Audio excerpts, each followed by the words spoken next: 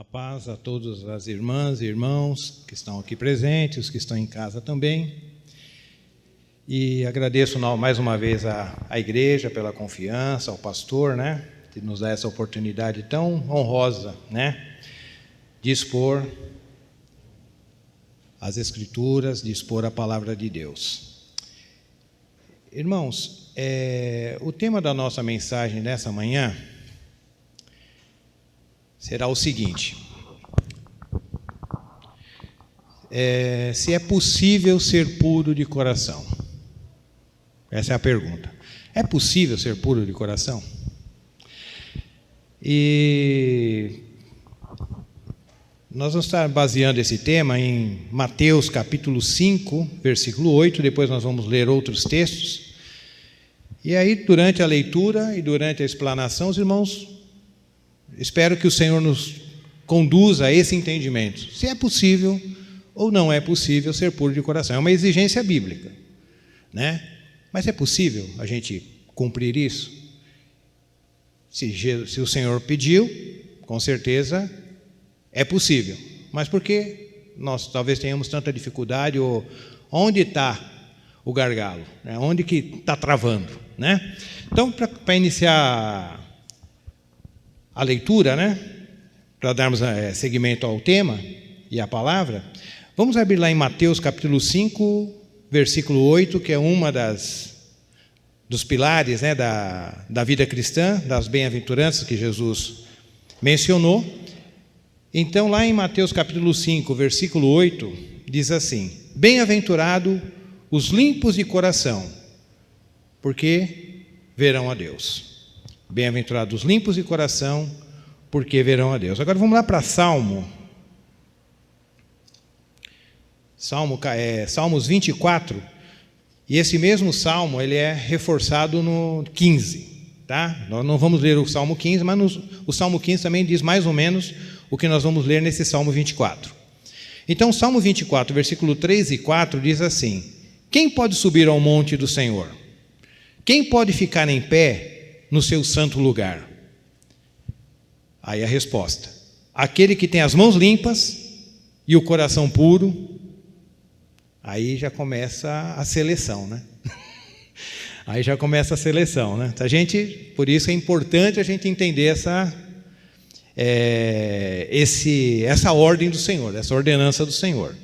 Então, quem pode subir ao templo do Senhor? Ou seja, quem pode chegar na presença do Senhor, né? Ou quem pode estar diante do Senhor? Aí o 4 responde: aquele que tem as mãos limpas e o coração puro, e não se entrega à mentira, nem age com falsidade. Aí, para jogar a última pá, obrigado, a última pá de cal, vamos lá em Provérbios. Eu não quero que os irmãos fiquem assustados não, tá? Espero que Deus nos dirija para sair daqui mais leve, né? Provérbios capítulo 20, versículo 9, diz assim, Provérbios 29 diz assim: quem pode declarar, tenho consciência limpa, estou livre de todos os meus pecados? Quem pode declarar isso? Então, irmãos, diante desses três porções da palavra de Deus que nós lemos, então o texto, se esses textos que nós lemos, tanto de Mateus quanto de Salmos, o Salmos 15, quem quiser ler, que diz basicamente a mesma coisa do 24, e Provérbios e outros textos da Bíblia, então se nós tivermos uma interpretação errônea, equivocada desses textos, nós podemos entrar em frustração. E a intenção minha inicial era justamente levar os irmãos à reflexão. Se apegar um texto desse e falar: poxa, é impossível, estou fora, porque não tem como eu atingir esse padrão, não tem como eu praticar isso que Deus fala, não tem como eu ter a mão limpa sempre, a consciência limpa sempre, eu andar nesse padrão de forma ininterrupta, sem falhar. Então essa é a intenção, é provocar realmente nos irmãos essa reflexão. É isso realmente que o texto está querendo dizer? É para isso que Deus, o Senhor, tem nos chamado? E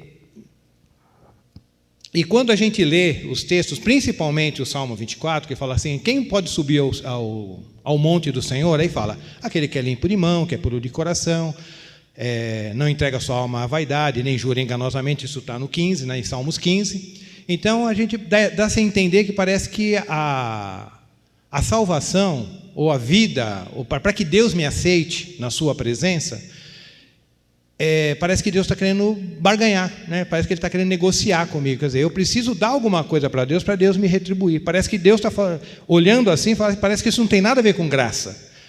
Parece que mais é uma retribuição. Quer dizer, se eu fizer isso, Deus vai me dar aquilo. Olhando o texto desta forma. Mas será que é isso mesmo que o texto quer dizer? Quem está acompanhando os estudos panorâmicos, então a gente, normalmente, quando os professores estão falando do estudo panorâmico, normalmente a gente, quando está falando dentro de um livro, no panorama bíblico, a gente sempre coloca, os professores têm o cuidado de falar qual é a intenção daquele livro. Qual era a ideia do autor quando escreveu aquele livro e qual que era a intenção, o que aquele autor queria realmente atingir. Então, quando a gente lê Salmos, irmãos, principalmente o livro de Salmos, o Salmo ele é um livro poético, porém profético. Ele é um livro de poesia, né? Mas é uma poesia profética. O salmista sempre está sempre apontando para uma direção. E qual que é para onde o salmista normalmente está apontando? Ou seja, toda a Escritura aponta. Toda a Escritura aponta para Cristo, mas principalmente os Salmos, ele está apontando para Cristo. Então, antes de você aplicar o texto para você, aplique aquele texto em Cristo e depois aplique para você. Por que eu estou falando isso? Vamos lá no Salmo 18, que aí os irmãos vão entender melhor. Salmo 18, de 37 a 43. Talvez eu não leia todo, mas só para os irmãos terem ideia o porquê que eu estou falando que quando você lê o Salmo, tenha em mente que no primeiro momento, ainda que Davi não soubesse disso, aquele Salmo foi escrito para ser aplicado a Cristo. Em primeiro lugar a Cristo, depois a nós. Tá? Salmo 18, no versículo 37, inclusive isso que eu vou falar agora, talvez resolva um monte de salmos que às vezes a gente lê e fica meio sem saber como que é aquilo, né? Como se aplica aquilo, por que aquele texto está escrito ali. Então, no Salmos 18, 37, o texto começa assim: persegui os meus inimigos e os alcancei, e não regressei enquanto não foram destruídos. Arrasei-os e não conseguiram reerguer-se, morreram debaixo dos meus pés. Aí a gente lê um salmo desse e fala, mas peraí, Jesus manda amar os inimigos, como é que aqui está dizendo que o salmista foi e pisou nos inimigos, colocou debaixo dos pés dele? Deste-me poder para a batalha, 39, subjugaste os que me traíram e se voltaram contra mim, colocastes os meus inimigos em fuga e exterminei os que me odiavam. Então você olha o salmo dele e fala, peraí, como é que eu aplico isso? Eu tenho um inimigo, eu vou pedir, tem alguns até que o salmista manda matar aqueles inimigos e por aí vai. Né? Persegui os inimigos e os alcancei, os destruí, os atravessei. Então a gente vai ficando até com medo. Mas como se aplica esse salmo? Como que eu posso viver isso aqui? Por isso é importante entender, quando esse salmo foi escrito, é um salmo profeta, primeiro se aplica a Cristo. Cristo será, em Cristo isso aí é tranquilo, porque no dia do julgamento vai ser dessa maneira. Quando ele vier julgar toda a terra, não vai ter colher de chá. Para a gente ver nesse negócio de Cristo, Pai é amor, não, Jesus é bom, Jesus é amor. Jesus é amor, Ele morreu pelos nossos pecados, Ele amou o mundo de tal maneira, Deus amou através de Cristo, mandou o seu Filho, Ele está nos chamando ao arrependimento, tudo isso está muito correto. Mas lá em Atos dos Apóstolos fala que Deus levantou um varão que há de julgar vivos e mortos. Mas vai ter um dia que Jesus vai vir como juiz. Então, muitos dos salmos estão apontando para esse dia. Para esse dia. Apesar de Davi, quando estava falando, ele estava pensando realmente nos seus inimigos, ele estava numa outra dispensação, falando de guerra, porém, a gente não pode esquecer que Salmos é um livro poético, porém profético, que está apontando para Cristo no dia do seu julgamento final. Muitos textos você só vai conseguir aplicar pensando em Cristo, você não vai poder aplicar na sua vida. Você não está autorizado a odiar ninguém, a nenhum inimigo, pisar na cabeça de ninguém. Até um irmão uma vez me perguntou, disse, irmão, mas tem um pessoal aí me perseguindo, será que esse salmo aqui, será que às vezes a gente tem que orar para Deus julgar essas pessoas? Eu falei, irmão, o julgamento pertence a Deus, esse salmo aí é aplicado a Cristo e para você, ame teus inimigos, ore por eles, ajude quando precisar, pague o mal com o bem, essa é a nossa parte. Essa parte que você percebe que não dá para aplicar é justamente porque não é para aplicar mesmo. Isso se refere a Cristo. E quando a gente pensa nos salmos que nós lemos inicialmente, primeiramente, quem é esse puro de coração? Quem pode ser puro, estar diante de Deus e com as mãos limpas, com a consciência limpa, sem vaidade, sem falsidade? Só Cristo, irmãos. Só Cristo pode estar assim diante de Deus. Quem poderá subir ao monte do Senhor? Aquele que é limpo de mão, puro de coração. Então, se eu for esperar, se eu for querer aplicar esse padrão em mim, para mim poder chegar na presença de Deus, eu não vou chegar nunca. Mas teve um que pôde chegar. Porque existe uma pessoa no céu, irmãos, uma, que está lá por mérito, que está lá porque merece.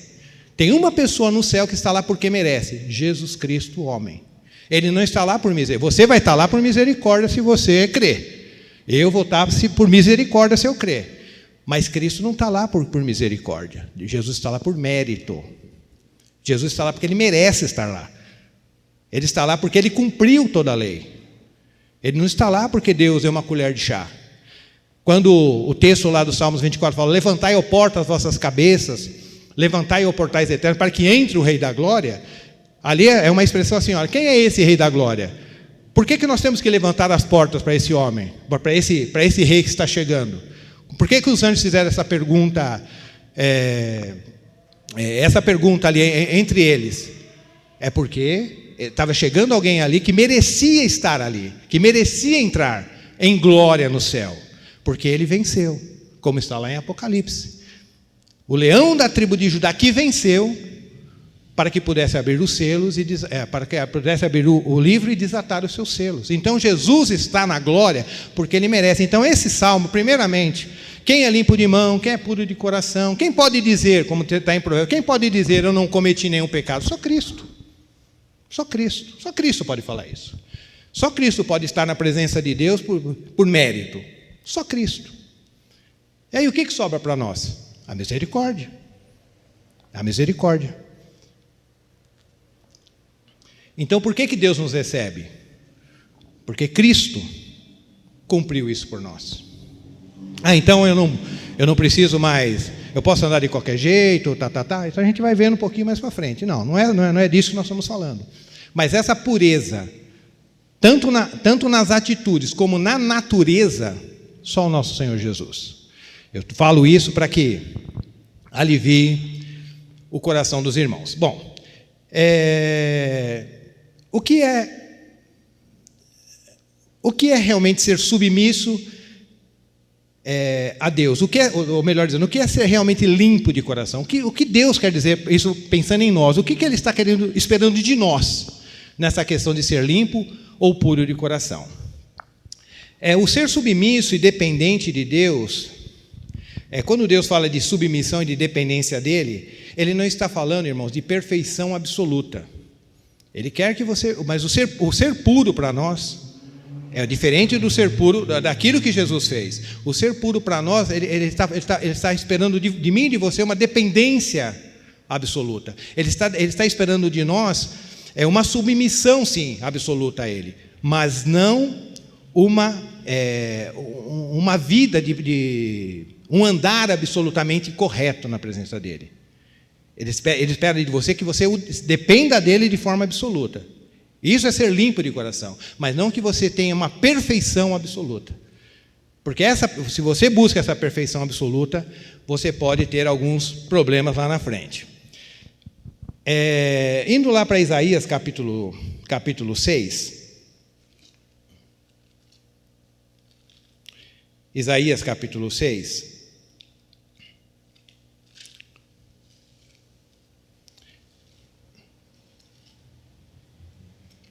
Quando Isaías entra ali no templo, no versículo 5, ele entra no templo, o texto diz que ele vê o Senhor, né, no seu alto sublime trono, vê os anjos ali cobrindo o seu rosto, os seus pés e tal.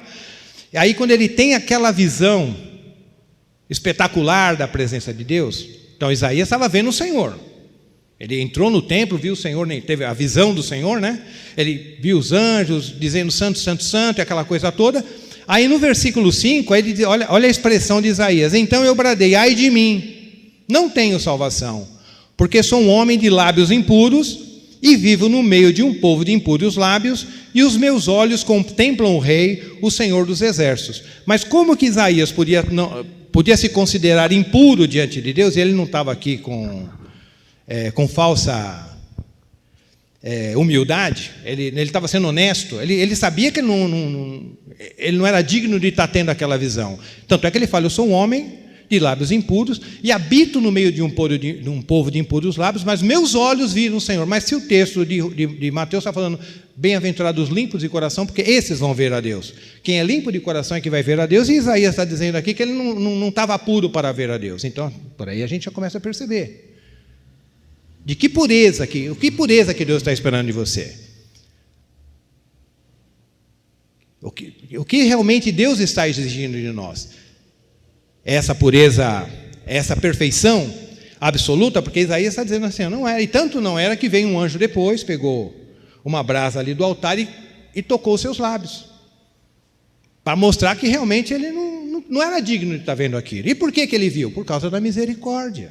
Não por causa dos méritos, mas por causa da misericórdia e por causa do reconhecimento que ele teve. Não, eu não sou digno de estar vendo o que eu estou vendo, mas o Senhor, por misericórdia, está me mostrando. Não é porque eu sou merecedor, não é porque eu sou um profeta que ando na santidade 24 horas por dia, não. Porque o próprio Isaías fala: ainda que as nossas justiças, as nossas justiças diante de Deus são como trapos de imundície.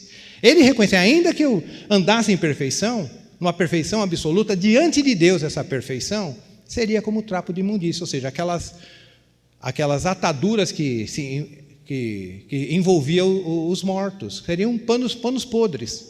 A minha justiça seria panos podres para Deus, quanto mais a minha justiça. Então, estava claro para Isaías que ele não era digno de ver tudo aquilo, ainda que ele era um profeta, ainda que era um homem de Deus, mas ele não tinha mérito nenhum para estar vendo aquilo que ele estava vendo. Mas lá em Jó, capítulo 1, versículo 1, né? Diz que Jó era um homem... Vamos ler, vai. Jó, capítulo 1, versículo 1, está pertinho aqui. Olha como começa o livro de Jó. Jó 1:1. Havia um homem na terra de Uz, e o seu nome era Jó. Ele era um ser humano bom, honesto, justo, amava respeitosamente a Deus e evitava a prática do mal. Falando, então esse cara era limpo de coração, mas não era. A gente vai vendo depois na trajetória do livro de Jó, que ele era tudo isso realmente, porque isso é um testemunho que Deus fez. Mas ele não era puro de coração. Mas de que pureza Deus está falando aqui e de que pureza Deus está falando lá em Mateus 5, Salmos 24, no próprio livro de Provérbios 29. Irmãos, nós temos que diferenciar, é uma coisa importante nós diferenciarmos. Esse texto aqui dado a Jó e alguns outros homens da Bíblia está falando de uma pureza no comportamento. Existe uma pureza comportamental, ou seja, práticas que você tem no seu dia a dia, coisas que você faz no seu dia a dia que são puras diante de Deus, que são corretas. Amar o próximo, ajudar um irmão, evitar, não se irritar, perdoar. Então são coisas que Deus exige de nós e nós temos que praticar. Então isso está tudo correto. E Jó andava assim, era um homem puro, pagava suas dívidas, perdoava.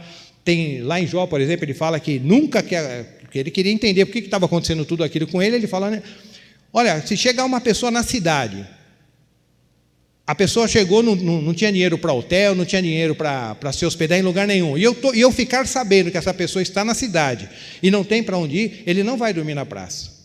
Eu vou chamá-lo para dormir na minha casa, eu vou hospedar essa pessoa. Jó era assim. Ele falou, então, eu sou uma pessoa que eu socorro o estrangeiro, eu socorro o pobre, então por que está acontecendo tudo isso comigo? Então, na prática, Jó era puro, perfeito, andava de acordo com a vontade de Deus, o próprio Isaías provavelmente fosse assim, muitos dos profetas eram assim. Mas, voltando, de que pureza Deus está falando? Irmãos, ele não está falando de uma pureza comportamental, ele está falando de uma pureza na sua natureza. A nossa natureza não é pura, porque a nossa natureza foi prejudicada em Adão. Por mais que você ande na perfeição de Deus, e você deve andar, você deve buscar a presença de Deus, você deve buscar fazer a vontade de Deus, está tudo correto. Mas ainda que você consiga atingir o máximo, como Jó, o máximo de perfeição no seu comportamento, a sua natureza continua impura. Porque lá em Adão nós fomos prejudicados. Então, por isso o texto de Provérbios. Quem vai poder dizer diante de Deus, eu sou limpo? Ninguém. Por mais que você ande nessa senda, você não pode, porque a sua natureza foi prejudicada em Adão. E é exatamente isso que o nosso Senhor Jesus veio resolver.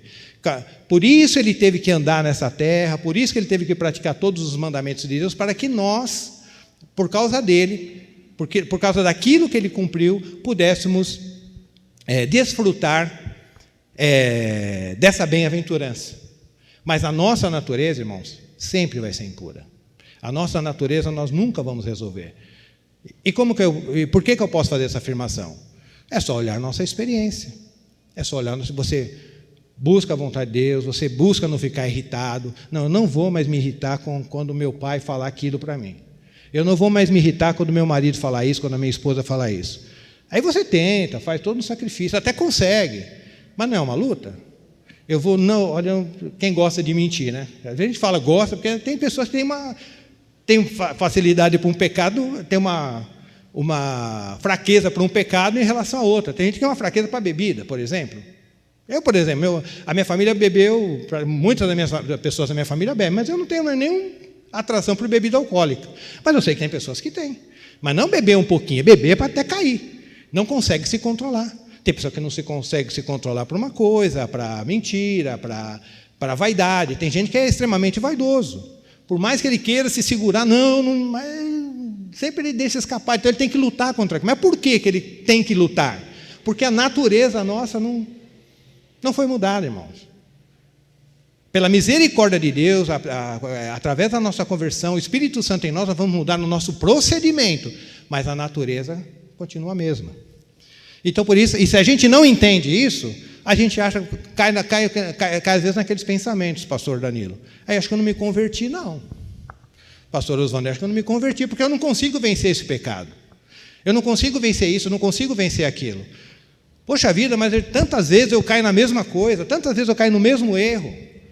Eu luto contra isso, luto contra aquilo e caio no mesmo erro. Mas muitas vezes a gente cai no mesmo erro e luta, porque a gente está lutando por nós mesmos, achando que um dia aquilo vai ser vencido na minha vida, e às vezes não vai ser vencido nunca. Você vai morrer lutando contra um determinado pecado, ou determinados pecados.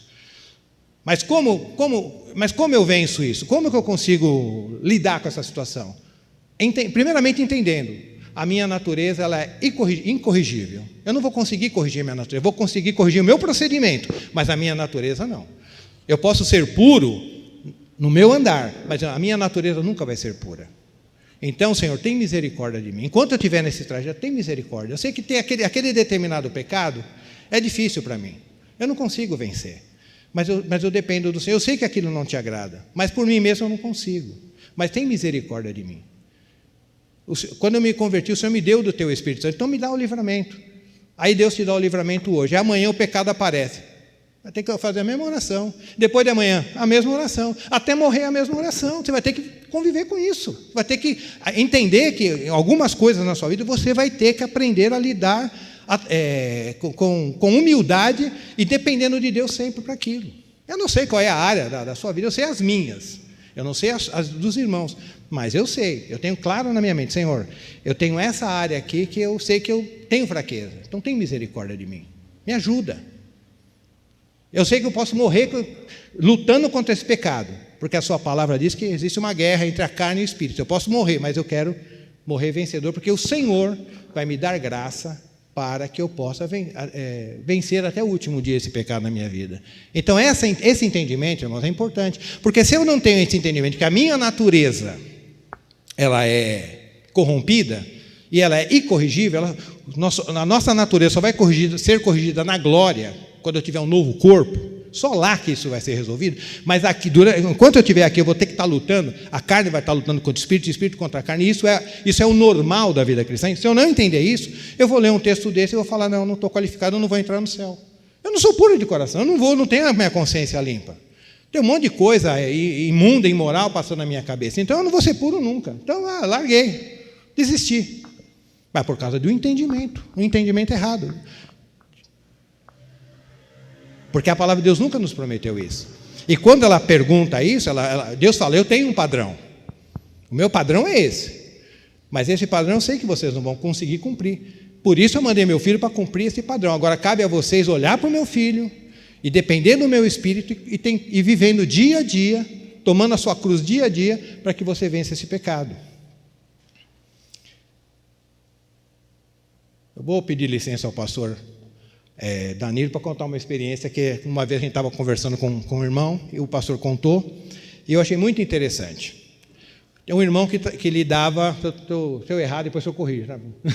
Um irmão que lidava com dependentes químicos, só que ele já estava fora disso há mais de 20 anos. Há 20 anos ele não mexia mais com drogas e estava com a vida limpa e tudo mais. Mas só que esse irmão, né, que o pastor conheceu e nos contou, tinha determinados lugares que ele, 20 anos que ele já não usava mais drogas. Hoje deve ter mais do que 20 já. Mas existiam lugares que ele não ia sozinho mais. Quando ele tinha que passar por determinados lugares que fazia parte do seu passado, ele não ia sozinho porque ele sabia que ele poderia cair novamente. 20 anos depois, 30 anos depois, ele sabia. Para ir em determinados lugares, para passar em determinadas ruas, eu preciso estar com alguém. Quando ele tinha que ir com alguém. Porque ele sabia, eu corro o risco de voltar para a minha vida de pecado. Ah, mas você não se converteu? Bom, você já não foi liberto? Você não está... Estou 20 anos, mas a minha natureza continua a mesma. E quando a gente não entende isso, a gente corre o risco de cair nos mesmos erros. Então, quando a gente tem essa consciência, que nós temos essa fragilidade, então o Senhor nos dá graça. Nos dá graça. Por isso que quando nós vamos lá em Romanos 7,18, quando nós estivermos estudando Romanos, eu vou trabalhar isso com mais detalhe. Lembra quando Paulo fala assim, eu sei que em mim, na minha carne, não habita bem algum? O cara é convertido, apóstolo Paulo e tal. Miserável homem que sou, quem me livrará do corpo dessa morte? Graças a Deus, porque com a minha mente, esse era o texto, irmão, que me perturbou muitos anos na minha vida. Graças a Deus que com a minha mente eu sirvo a Deus, mas com o meu corpo o pecado. Fala, não é possível o negócio. Como é que o Paulo fala um negócio? Não, é porque ele falava isso antes de se converter, e cada um falava uma coisa. Não. Mas não, Paulo tinha claro. Eu sou homem de Deus, fui chamado por Deus, mas a minha natureza continua a mesma. Eu sou miserável. Então, se eu achar que eu posso por mim mesmo, eu vou cair. Então, miserável homem que sou. Quem me livrará do corpo dessa morte? O Senhor. É o Senhor que vai me livrar do corpo dessa morte. Quando eu estiver na glória, mas enquanto eu estiver aqui, no dia a dia, eu dependo do teu Espírito para me vencer o pecado. Se eu achar que eu já venho, não, mas já faz 20 anos que eu não mexo com isso nunca mais vai me afetar, eu estou correndo o risco de cair na armadilha. Eu estou achando que a coisa está resolvida quando não está. Está resolvida no procedimento, mas não está resolvida na minha natureza. Vou contar um pecadinho meu para os irmãos, é um pequeno. Por exemplo, eu sou uma pessoa que me irrito com facilidade. Acho que os irmãos que não estão comigo no dia a dia podem achar que não. Mas eu sou uma pessoa que me irrito com facilidade. Eu sou uma pessoa, por exemplo, que eu não gosto de falar 2 vezes a mesma coisa com uma pessoa. Se eu falar para você, isso aqui é assim, eu estou esperando que a pessoa vai fazer daquele jeito. Eu não gosto de repetir isso com meus filhos. Mas isso é errado? É errado. Tem uns vizinhos lá, está gravado, mas um deles assistir, paciência, é verdade. Tem uns vizinhos na minha casa, tem um muro na minha casa, um muro grande, 16 metros de muro, né? Na minha casa lá. E um muro bom para jogar bola, irmão. Um muro bom, quase caio aqui. Um muro bom para jogar bola. Sabe, a rua, aquele murão, o cara chutar a bola. Só que o cara chuta a bola no meu muro e eu não consigo fazer nada na minha casa. Eu trabalho em casa, agora Meus filhos também trabalham em casa, a Laís para me dar aula. Então aquele barulho, pá de bola, isso uns anos atrás. Eu saía, discutia, aí tinha dia que eu ajoelhava, mas se eu sair ali agora, esse pessoal me provocar, vai ter problema. E eu não suportava aquilo. Aí os irmãos falavam, mas irmão, você não é crente? Você não é convertido? Sou. Mas a natureza é a mesma. Eu sei que está errado.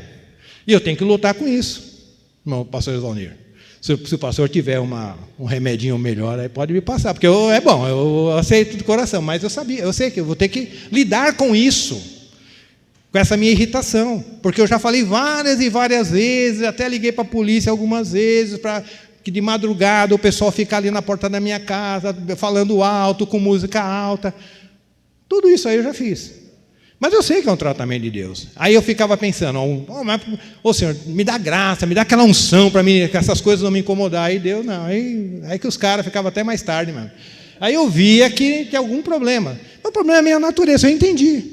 Mas eu vou deixar o pessoal. Não, eu vou tomar se eu tiver que tomar, vou ter que conversar quando tiver que conversar, tudo mais.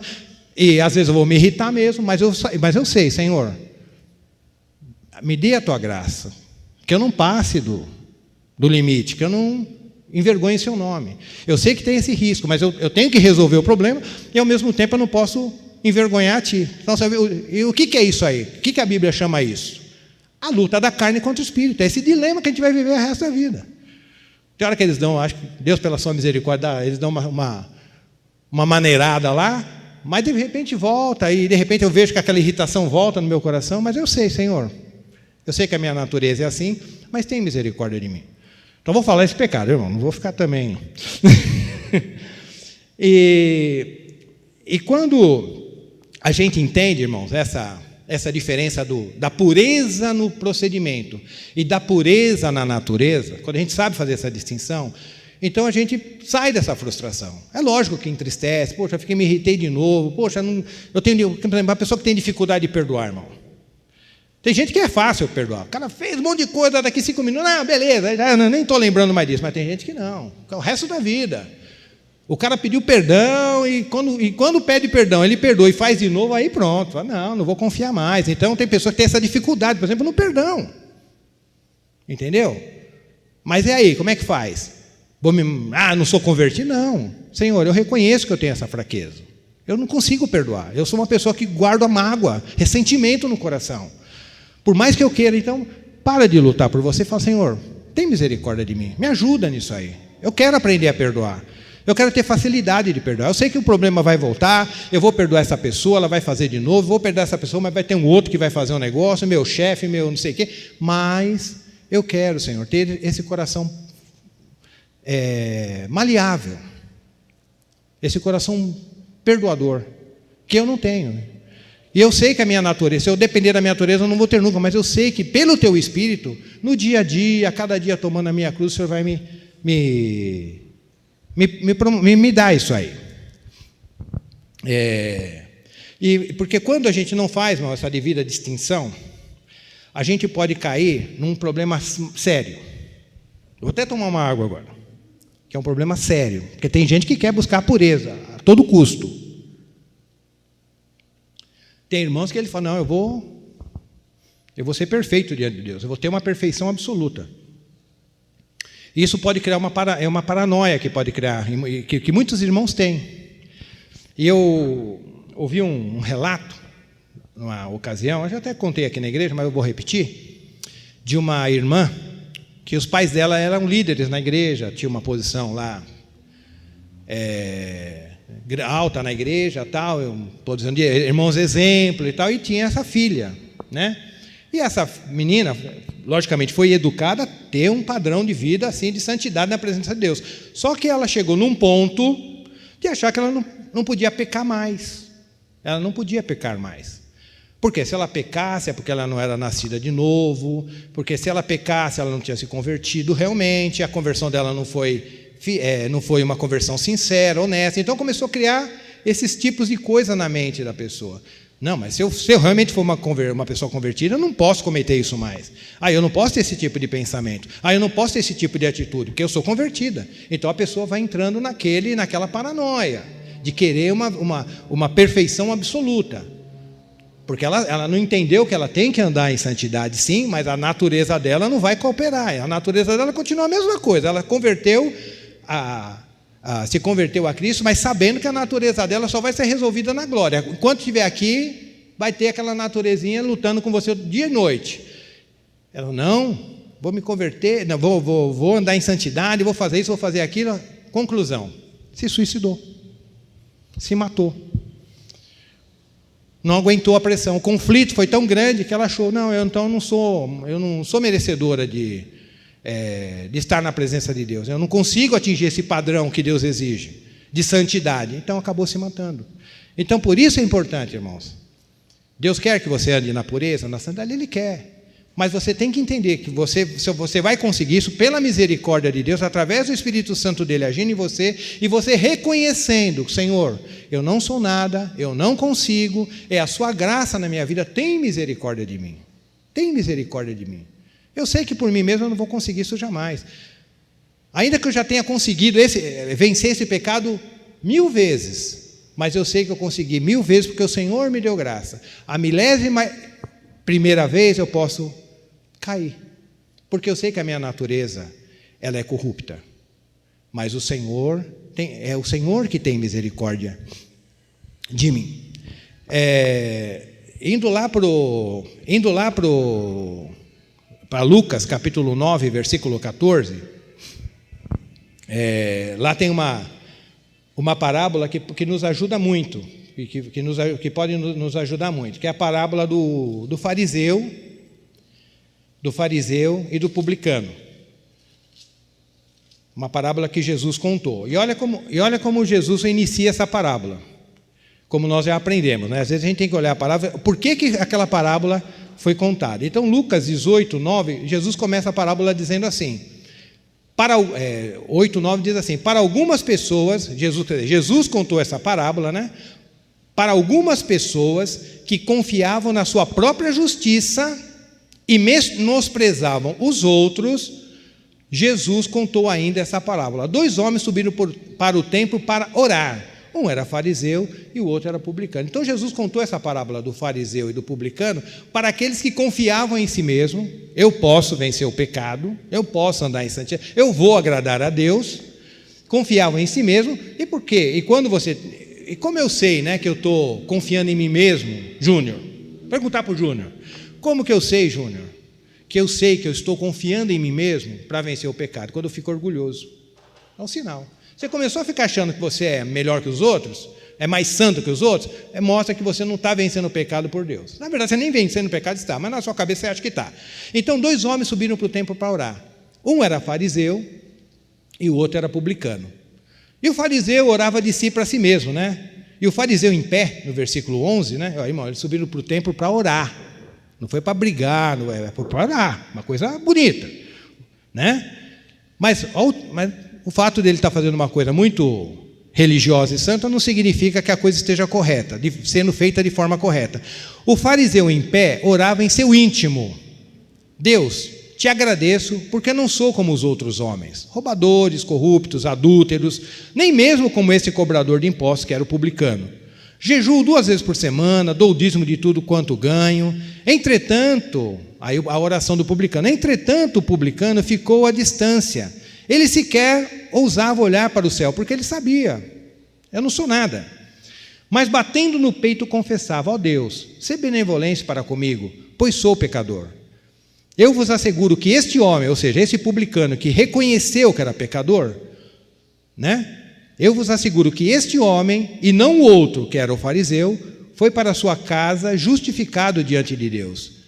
E o que é justificado? É limpo. Ele voltou limpo. Limpo porque ele nunca mais pecou? Não, limpo porque ele reconheceu que ele não podia.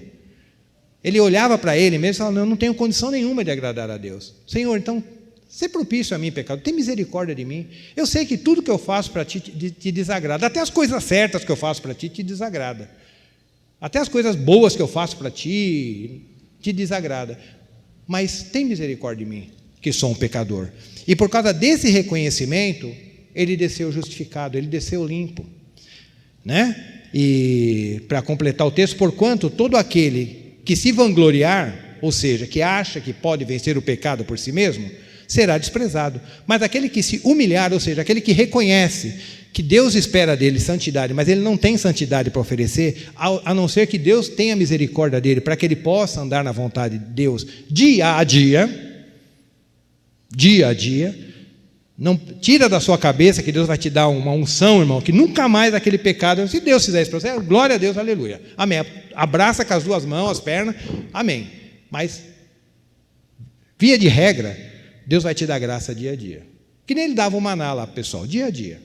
Só na sexta-feira que mandava colher porção dobrada. Mas no mais, todo dia a pessoa tinha que levantar cedo, pegar o maná, para poder se alimentar naquele dia. E quando não pegava, batia o sol, derretia, já era. Então, se você quer uma vida de santidade, põe na sua cabeça a santidade diária. Se você andou na presença de Deus ontem, o fogo caiu na sua vida, e você chorou na sua oração, amém, irmãos. Mas hoje é outro dia. O dia de ontem, o maná de ontem foi para ontem, e hoje você precisa de outro maná, e amanhã também. E principalmente nessa vida de santidade. Então é possível viver puro diante de Deus, né? É possível ser limpo de coração? É possível quando nós entendemos, irmãos, que nossa natureza é uma coisa e o nosso procedimento é outro. No meu procedimento, eu posso, pela misericórdia de Deus, dia a dia andar em pureza. Mas sabendo, Senhor, se eu conseguir é pela sua misericórdia, não tem glória nenhuma para mim. Mas eu sei que a minha natureza ela é traidora, ela é incorrigível, e eu não posso confiar nisso, jamais que eu posso por mim mesmo te agradar. E concluindo, irmãos, Efésios capítulo 4, versículo 1 diz assim: portanto, Paulo falando, né? Portanto, eu, prisioneiro do Senhor, suplico-vos que andeis de modo digno, andar de modo digno, procedimento, para com o chamado que recebestes. O 2, como que eu tenho que andar? Como que é andar de modo digno? Com humildade, com mansidão, com paciência, suportando-vos uns aos outros em amor, procurando cuidadosamente manter a unidade do Espírito no vínculo da paz. Então, Deus quer que eu ande em santidade? Deus quer que eu seja puro no meu dia a dia? Sim. Mas como eu consigo isso? Andando em humildade, andando em mansidão, com paciência, suportando meus irmãos. E dessa maneira, dia a dia, eu vou agradando ao Senhor. Essa é a forma agradável. E não aquela forma que eu acho, não, eu sou perfeito, eu não peco, eu não faço nada, o diabo não me toca mais, eu tive uma conversão absoluta e nada me derruba. Não, essa não é a forma que Deus espera que você ande na presença dEle, porque essa forma é uma forma maligna, isso vai te derrubar, porque a sua natureza não vai se converter. Quem se converteu foi a sua mente, foi o seu entendimento, mas a natureza não converteu, e ela vai estar sempre lutando contra o Espírito, como está lá em Gálatas, e o Espírito lutando contra essa natureza, para que você não faça aquilo que você quer. Por isso Paulo fala, aquilo que eu quero fazer eu não consigo. Por que ele não consegue? Porque a natureza não estava convertida. Mas aquilo que eu não quero fazer, eu faço. Porque aquilo que eu não quero é a vontade da carne. Mas,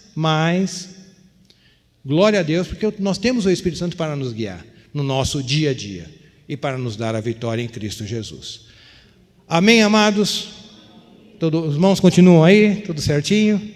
Então, amém, irmãos. Vamos ficar em pé e vamos orar, então? E aí eu já convido os irmãos do louvor e já dá continuidade na última canção. Sim, Pai, nós te damos graças por mais essa oportunidade. E o meu desejo, ó Pai, é que o Senhor tenha falado aos nossos corações, tenha trazido ensino para aqueles que precisavam aprender, conforto para aqueles que precisavam ser confortados e correção para aqueles que precisavam ser corrigidos, ó Pai. Porque esse é o objetivo da Tua Palavra. Muito obrigado por mais essa reunião, muito obrigado pelos irmãos. Guarda também aqueles que estão nos assistindo em casa, guarda aqueles que estão enlutados nesses tempos difíceis que nós estamos vivendo, porque só o Senhor pode nos confortar, só o Senhor pode nos conduzir, e é o Senhor que está administrando toda essa situação. Pois é em nome de Jesus que nós oramos e agradecemos. Amém.